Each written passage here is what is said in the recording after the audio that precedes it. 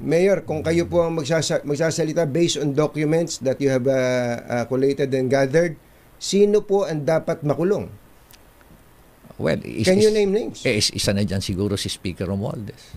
What's next? Ano bang nakikita yung ending dito po na nabuksan nga ang Pandora's box? Well, ako talaga, nagsusumikap kaming tumulong para talagang makulong. Kailangan may makulong eh. Mm-hmm. At hindi lang dapat si Saldico makulong dito. Mm-hmm.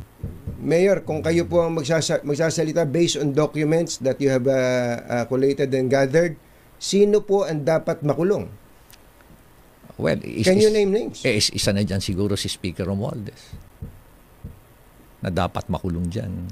Kasi imposibleng hindi niya alam kung anong ginagawa ng tao niya.